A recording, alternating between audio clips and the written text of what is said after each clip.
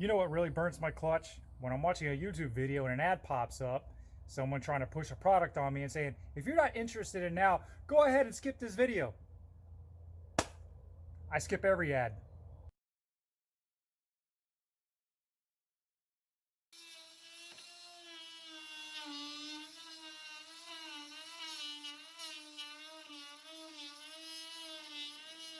All right, what you're seeing here is I've been working with one of my neighbors to learn how to build cabinets, things like that, or put cabinets together for a closet.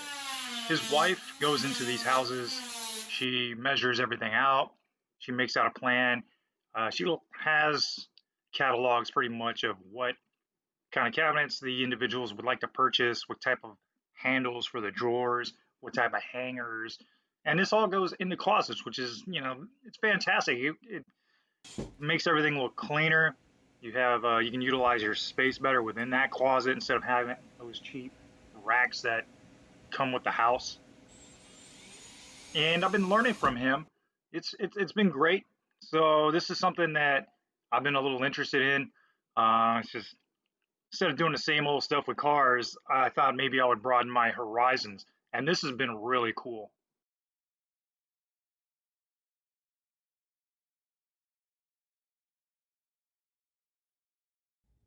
On the cabinets, the tools that I saw the gentleman mostly use when I was working with him, he used just a drill, some drill bits, and then some screw bits as well. So it wasn't too many tools. Also a oscillating tool so he could cut into the baseboards. So it doesn't seem like too much of what you need. I mean, also use some caulking around some of where he cut the baseboards out and where the cabinet ends would meet at the wall. So, just kind of cover that up. I'm not going to get too in depth with it in this video. Maybe if I ever work with him again, I can learn a few other things and see how more of the procedures are done.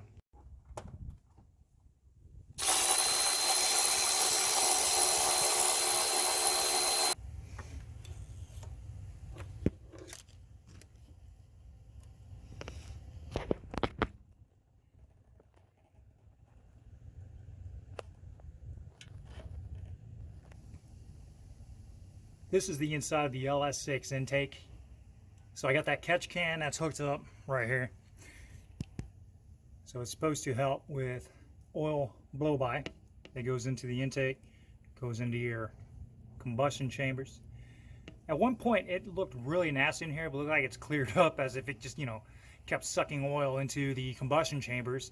I mean, it was really disgusting in here at one point. So it looks like the catch can is doing its job. So can't really complain too much there. Wasn't a bad $100 investment. So once again, I highly recommend a catch can for all LS motors. Another thing I'm going to jump into here is when I was on the highway, my belt had completely shredded. I was just tooling along. All of a sudden I heard something that sounded like a bunch of rocks hitting the bottom of my car. And all of a sudden my power steering went out, my air conditioning went out, even the heat didn't work. My car was starting to overheat. So I'm guessing some of the coolant, which I'm refilling now, I poured some in, kind of bled the system out a little bit. The coolant had sprayed out, like I could smell it. You see, like it left some residue, so I'm gonna have to get in here with some engine degreaser and clean this all out again. You can see that this thing was completely shredded. And what I think it was, when my buddy and I had replaced we installed a power steering cooler, this pulley wasn't put on all the way. I don't think it was all the way back, because he did end up getting his own personal kit that he brought from work. He works at a shop. And this pulley was out just a little too much, and it was leaving me to believe that it was off from the other pulleys. So he did move it in almost a 1/4 inch.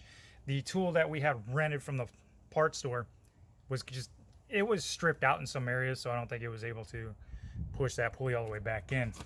So I was lucky enough, while I was on the highway, I pulled off to the side of the road at a gas station and let the car cool down.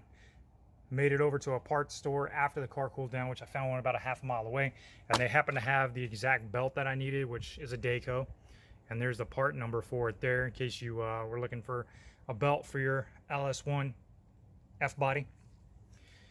So you can see that thing was just totally destroyed. So got to the parts store, let the car cool down for a bit, and they had some tools that I could rent, and I was able to put that belt in. So on these cars, the belts are really easy. There's the belt routing, so it's all right there. You got two belts. Got the serpentine, air conditioner belt, heater belt.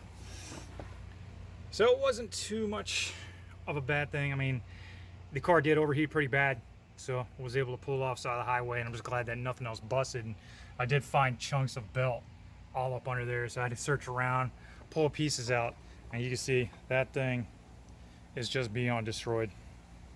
And it was wrapped around on the bottom there, that bottom pulley, that's the alternator pulley.